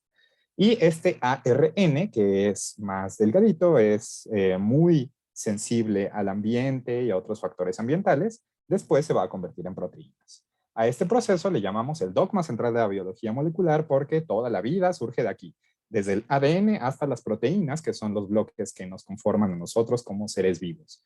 ¿Qué hace el virus de inmunodeficiencia humana? Pues bueno, rompe, viola la regla de el dogma central de la biología por muchos años, desde el 68, como les mostré acá. Se creía que esto no se podía. Siempre era en un solo sentido, de ADN a ARN y de ARN a proteínas. ¿Qué es lo que hace los retrovirus? Como, pues bueno, el VIH y también el COVID, por cierto, funciona con la transcriptasa inversa o la que pueden ver ahí, la transcripción inversa. Esto es, en la biología, esto fue un parteaguas. Para explicárselos en términos de divulgación científica, sería como que ahorita me toman una fotografía tamaño infantil o una captura de pantalla, me meten a una máquina en su casa y vuelve a salir una persona como yo ahí del otro lado de sus monitores. Eso muchos científicos obviamente dijeron, no, estás loco, eso no existía, pero en 1968 se probó cierto. Y una vez que esto se pudo probar cierto, virus como el SARS-CoV-2 o como el VIH pudieron existir. Antes se creía que esto no existía. Pero bueno, sigamos hablando de imágenes que cambiaron el mundo. La imagen que pueden ver en la pantalla es la famosa Picture 51 o imagen 51. Se ve igual como una cosa muy fantasmagórica y muy X, que es un circulito ahí con manchitas. Pues bueno, la mujer que ven en pantalla lo descubrió y es Rosalind Franklin. A ella se le negó el premio Nobel por ser mujer, pero pues le hubieran dado el premio Nobel en los años 60, 1962, por el descubrimiento del ADN. Es la fotografía del ADN. Ahí está un poquito más de cómo se tomó esa fotografía. Le ponen rayos X y otras cosas más técnicas, pero pues bueno, la fotografía del ADN. Entonces, ¿por qué esta imagen cambió el mundo? Por lo que les dije, creían antes que el VIH no existía. Una cosa tan rara, esto que les dije de tomar una copia y meterlo en una máquina y sacar otra persona, otro organismo, que es el proceso de la retrotranscripción, que es lo que hace este virus, este organismo muy pequeño, el VIH, pues no se creía que pudiera existir. Entonces hubo mucho debate científico al respecto y esta imagen cambió al mundo porque dijeron, miren, no solo existe este virus, no solo demostramos que pues está en torrente sanguíneo, en ganglios linfáticos y en otras partes del cuerpo, también le pudimos sacar una fotografía y aquí está, aunque está borrosa y medio. O sea, yo también fuerte, pero dije, no voy a decir. En la esquina inferior izquierda pueden ver un reporte, que es el reporte de un diario médico. En las ciencias médicas utilizamos muchos diarios médicos, que se llama el Morbidity and Mortality Weekly Report. Cada semana se publica y a la fecha se sigue publicando. Y es a nivel mundial sobre las enfermedades más raras. Tratamientos nuevos de cáncer, formas de diabetes. En este tiempo de pandemia estuvo llenísimo de todos los tratamientos nuevos de COVID. Pues bueno, en 1981, antes del internet, antes de la televisión por cable y de otras tecnologías que nos permiten ahora la información, este periódico, que se publicaba físicamente, publicó la primera referencia al VIH en el mundo. Esto fue hace 40 años, por eso este año se celebran 40 años de lucha contra el SIDA. Entonces, hace 40 años, justamente junio 5 de 1981, podemos ver que se reportó una enfermedad que todavía no tenía nombre, de un hongo, ese es Pneumocystis pneumoniae, es un hongo que se almacena en pulmones, en inferiores bajas, vías respiratorias bajas, y no sabían por qué, pero todos los infectados eran homosexuales. Entonces, desde ahí se empezó a estigmatizar mucho al VIH como una enfermedad exclusiva de población homosexual, cuando ahora ya sabemos que no es cierto. Incluso el nombre que se le dio en ese tiempo fue GRID, como Gay Related Immunity Disease, enfermedad relacionada a los gays del sistema inmune. Y también se creyó que era causada por otra cosa, por el virus HTLV1, que ya sabemos que era cierto. Algo también que es muy importante mencionar es que el virus del VIH sí está en la sangre, pero sobre todo se aloja, vive mucho en los ganglios linfáticos. Ustedes van para enfermería o ciencias de la salud, entonces reconocerán que los ganglios linfáticos tenemos todo el sistema linfático en nuestro cuerpo. A veces se inflaman, a veces causan problemas y es lo que podemos ver en esta imagen, ¿no? Se sienten las famosas paperas y otras cosas cuando se tocan. Las revistas científicas más importantes de la actualidad es Science y Nature, porque si bien es cierto que la ciencia la aprendemos en libros, en documentales y muchas cosas, el lugar número 1 por antonomasia donde se publica ciencia y se hace ciencia es en las revistas científicas arbitradas. Es decir, muchos científicos nos juntamos y decidimos, como la revista donde yo trabajo, si algo es ciencia de verdad o nada más lo están inventando o qué es lo que está pasando ahí, ¿no? Muchísimos revisores, pasan muchísimas manos. Las dos publicaciones más importantes en este aspecto son Science y Nature. Ya habíamos quedado que el virus de inmunodeficiencia humana es muy chiquito, bien chiquito, bien chiquito, miles de veces más pequeño que un cabello humano. El tamaño es más o menos del tamaño del virus del SARS-CoV-2 y ustedes saben bien que, por ejemplo, para el virus del SARS-CoV-2 no podemos utilizar los cubrebocas normales, sobre todo para aerosoles, sino que tenemos que utilizar cubrebocas especiales como el KN95 que tiene unos filtros bien fuertes y bien pesados y poderosos e incluso la diferencia de presión que se genera. Es difícil respirar con los cubrebocas KN95 bien puestos y esto es justamente lo que nos garantiza que estas partículas, aunque sean muy chiquitas, pues se queden atoradas por ahí. Entonces, ¿qué es lo que podemos hacer con algo tan chiquito? Algo que ustedes van a conocer mucho en los laboratorios de investigación y seguramente también si les gusta la vida clínica, van a ir al laboratorio y van a escuchar, no le puedo procesar sus muestras, doctor, porque se me descompuso la centrífuga. ¿Qué es eso de la centrífuga?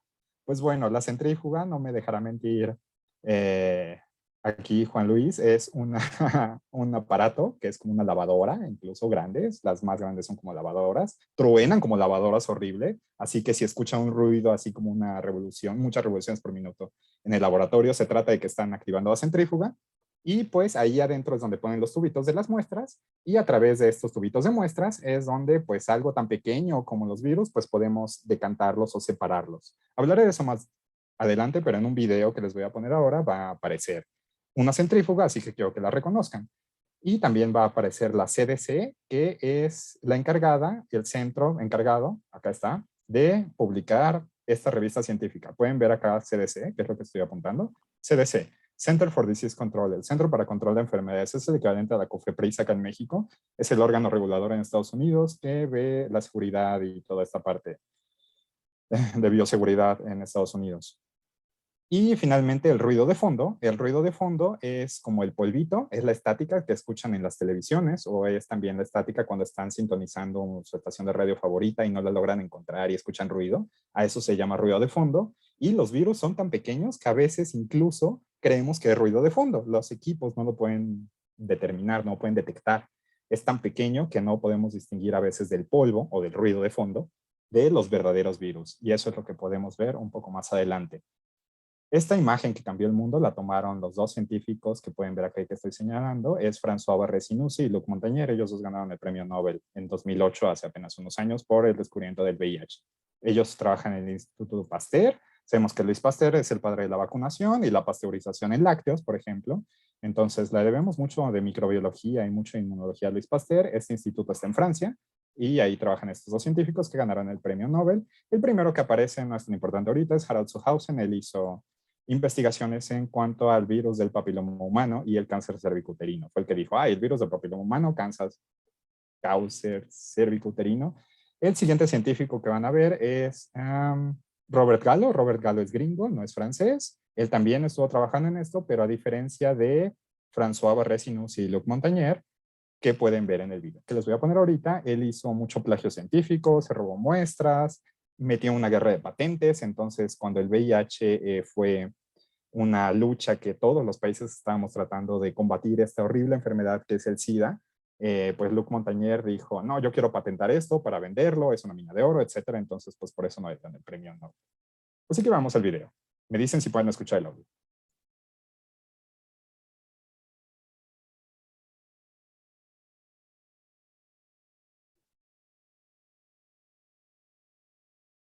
No se escucha el audio, Astra. No se escucha el audio, déjame ver si lo comparto. Bueno, afortunadamente tiene subtítulos, entonces me pueden ayudar con los subtítulos, porque de todas maneras está en francés, entonces acá no iban a entender nada. Y se los voy narrando. Acá están cortando un pedacito de un ganglio linfático, están en el Instituto Luis Pasteur, están separando una muestra, esto es bien importante. Dicen que la van a guardar porque eso es algo que justamente Robert Gallo no hizo, no guardó sus muestras, entonces ya no se pudo corroborar después si tenía la verdad o no.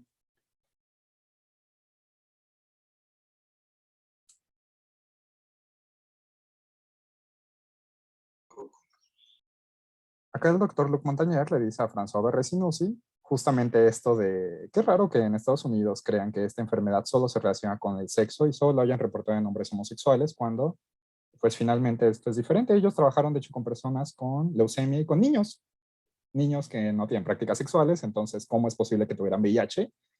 Pues ellos fueron ya de los primeros. Acá están usando el centrífugo que les dije, ya le mueven ahí la cosita y están viendo el sobrenadante, que es donde van a quedar los virus, y abajo pues quedan algunas otras cositas, ¿no?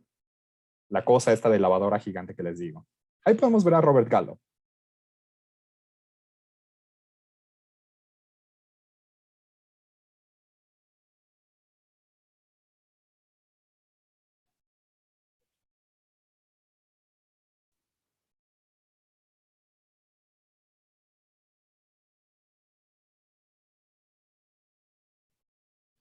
Están hablando de si encontraron los primeros casos de VIH en la costa este de Estados Unidos, particularmente en San Francisco, que era la meca gay de Estados Unidos y de liberación sexual.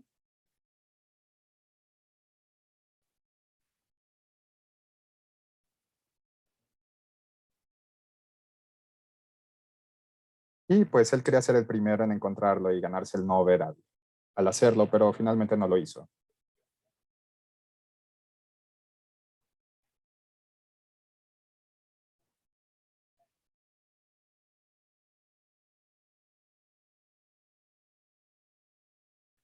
Y finalmente podemos ver el equipo donde vamos a descubrir las partículas virales. le llamó por su nombre, François Barré-Sinoussi, la ganadora del Nobel, y están checando en el equipo, ¿sale? Estos equipos ahora los ocupamos para ver algo que se llama carga viral. Y están tratando de buscar un retrovirus. El virus todavía no tiene nombre, es 1981, 82, 83, es cuando trabajaron en esto. La radiación de fondo, el ruido de fondo que les dije ahorita. Entonces, pues todavía no lo pudieron encontrar. Desde 1981 buscaron este virus hasta 1984, que es la imagen que les publiqué. Entonces fue una búsqueda de demasiados años. Ok, entonces podemos pasar a lo que sigue. ¿Cómo se transmite el virus de inmunodeficiencia humana? Ustedes me podrán decir. Tenemos la vía sexual, la vía sanguínea, la vía materna. Espero que conozcan todas estas. Creo que en la escuela nos hablan mucho al respecto. El 1 de diciembre es el Día Mundial de la Lucha contra el SIDA. Entonces es muy importante, justamente por esto, que hagamos conciencia de cuáles son las vías en las que sí se puede transmitir el VIH y cuáles son las vías en las que no se puede transmitir el VIH, ¿ok? Formas en las que no se transmite el VIH, veamos, por zancudos o garrapatas. Las garrapatas son un problema enorme en los estados donde ustedes están, Baja California, Sonora, Durango y Chihuahua tienen una tasa altísima de enfermedad de Lyme y de rickettsiosis. La rickettsiosis es una enfermedad que pasa por garrapatas y por otros insectos. Son los únicos lugares en México, ustedes, estados del norte, que tienen esta enfermedad. Sanguínea, que se pasa por las garrapatas, pero el VIH no se pasa por garrapatas ni por mosquitos. Compartir platos o cosas comunes, alimentos. Saliva, es decir, los besos no pueden transmitir VIH. Lágrimas, sudor, darse la mano. El contacto cotidiano no va a infectarlos de VIH. El aire, a diferencia del COVID, no es airborne, no es transmitido por el aire. Todo lo que tiene que ver con asientos de inodoros, en Estados Unidos es bien común también en nuestros vecinos del norte y en Europa, que encuentran incluso estos papelitos desechables que disponen a las tazas del baño en su histeria por el higienismo. Pues acá sabemos que el VIH no se puede transmitir por utilizar un baño sucio, por ejemplo. Besos con boca cerrada, abrazos, lo que les decía. Pero ustedes son trabajadores de la salud, entonces no nos podemos quedar con infografías y con videos bonitos, a pesar de que la divulgación científica sea esto, nos tenemos que ir a números, datos y demás. ¿Dónde se pueden conseguir estos datos verificados y fehacientes? Lo había dicho antes, en el CDC, que es el Center for Disease Control and Prevention, ese es como el estándar de oro, y la World Health Organization, que en México o en español vendrá siendo la OMS, la Organización Mundial de la Salud. Toda la información que viene de ellos es válida. Ok, entonces veamos las estimación de la probabilidad de adquirir VIH según el tipo de exposición al virus. Tenemos que la transfusión sanguínea es la vía más peligrosa justamente para la que presenta mayor riesgo para la infección de VIH. Después tenemos la transmisión vertical, que es de madre a hijo.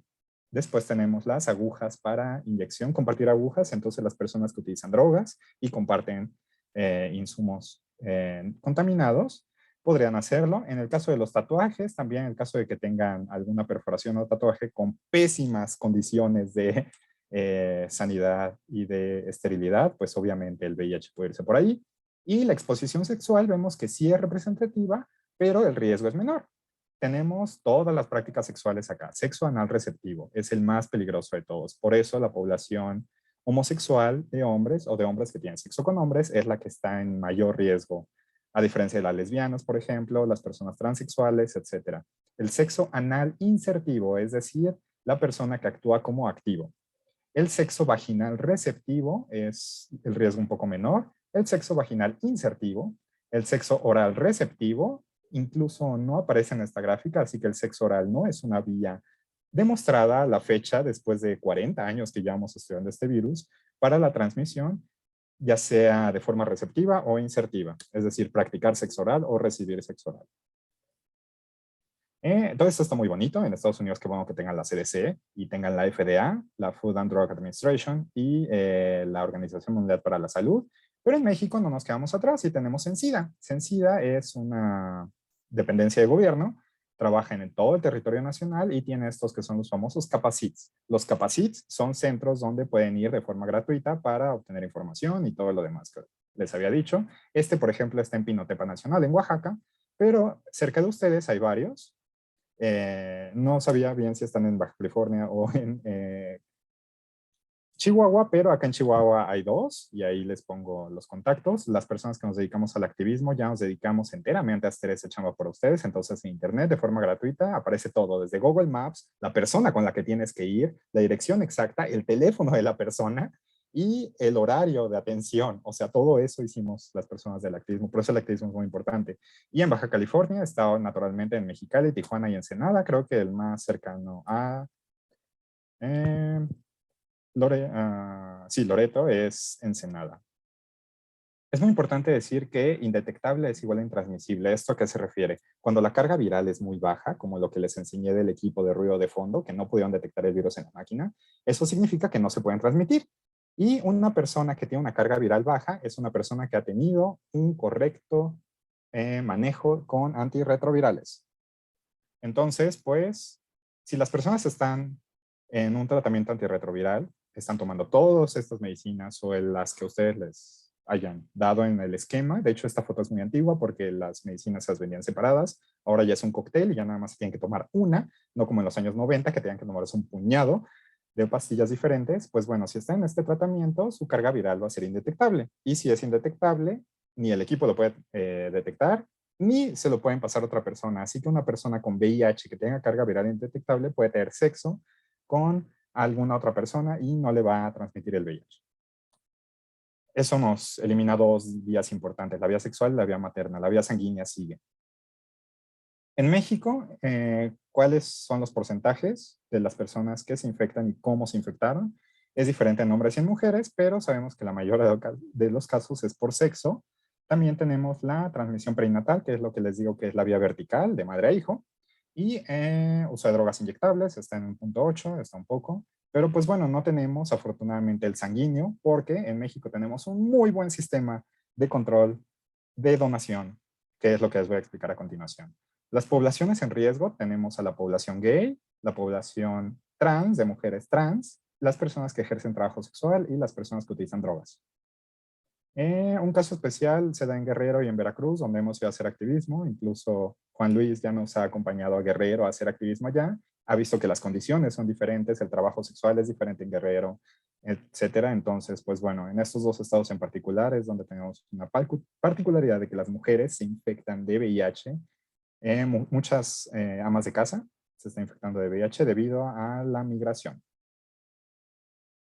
Entonces ya tenemos que quitarnos esta idea de que la sangre de personas con VIH es, como lo pone en esta imagen, mortal y venenosa.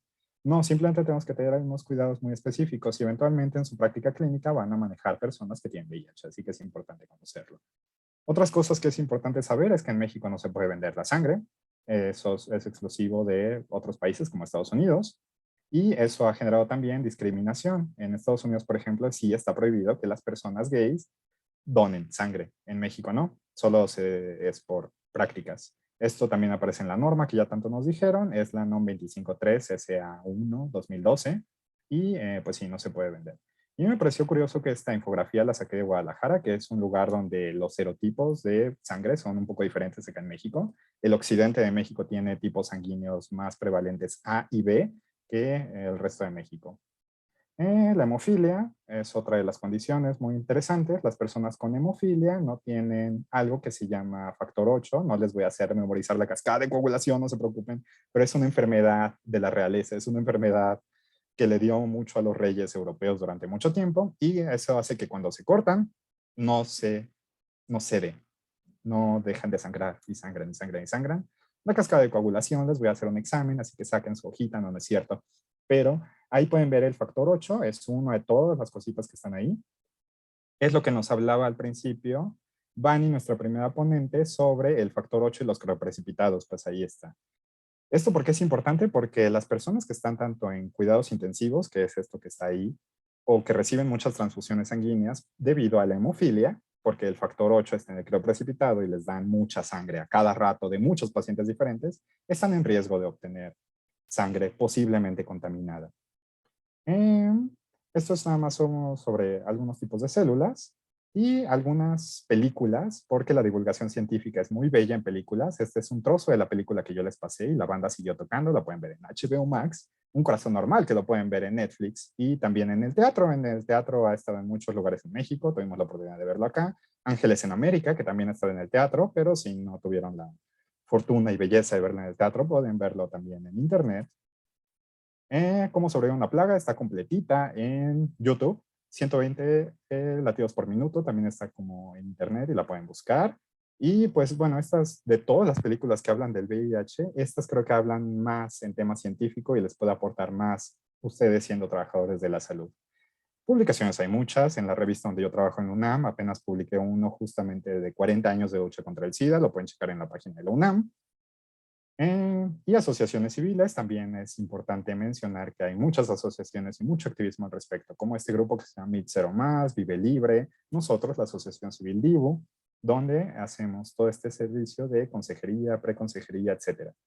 Ya cambiaron algunas cosas al respecto sobre la vacuna, sobre el PrEP y sobre el PEP, que son tratamientos que puede tener una persona antes de tener relaciones sexuales o después de haber tenido relaciones sexuales con una persona que tiene VIH para que no te dé VIH. Es decir, es como un condón químico, así lo han llamado. Son pastillitas. Acá en la asociación civil tenemos los dos. Este es el PrEP. Se toma una pastillita de estas, azules, todos los días. Y de esa forma ya no te va a dar VIH, aunque te inyectes drogas, aunque te metas con personas trans, aunque te metas con trabajadoras sexuales. Y a este tratamiento en México solo pueden acceder de forma gratuita, no personal de salud, lamentablemente, pero sí las poblaciones de riesgo, que son, les repito, personas usuarias de drogas, personas que ejercen trabajo sexual o comunidad LGBT. Y el PEP es en el caso, por ejemplo, de que se hayan picado con una aguja que tiene VIH o tengan algún producto contaminado o hayan tenido una relación sexual de alto riesgo, pueden tomarlo. Son estas pastillas que están acá, son de color rosita, y si lo toman por un mes, pueden tener un porcentaje altísimo, hasta como del 80 o 90% de que nunca se infecten de VIH. Y ahí le dejo algunos datos de contacto y ya abriría la sesión de preguntas. Perfecto, como lo dijo el químico, iniciamos con la sesión de preguntas y respuestas, por favor. Ya sea desbloqueen su micrófono o en el chat las podemos estar leyendo.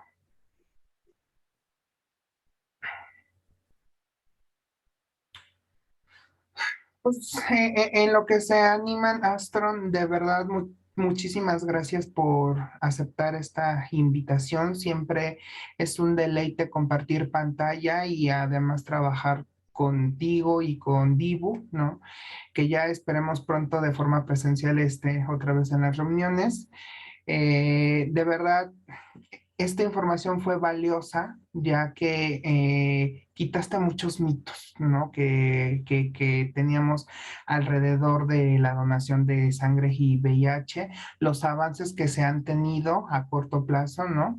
Y a largo plazo. Y pues de verdad, o sea, si vieron cada uno de los temas, es de mucho hilo que cortar, ¿no? O sea, hay muchísima información y no nos damos abasto para esto, ¿no? Pues tendríamos que dar, como dijera una amiga, ¿no? Un diplomado, así de sencillo. Entonces, pues bueno, si no hay preguntas, te doy las gracias a nombre de la Universidad Noroeste de Chihuahua por esta ponencia. Se te va a otorgar una constancia que te voy a hacer llegar por parte de la universidad. Y pues, licenciada Matus, no sé si está por ahí para cerrar el seminario. Si no se encuentra, bueno, creo que no se encuentra.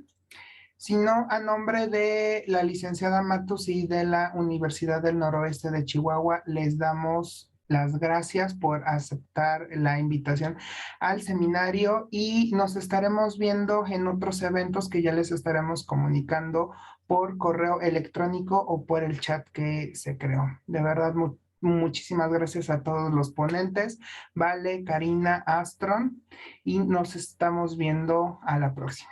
Que tengan bonita tarde y muchísimas gracias. Hasta luego.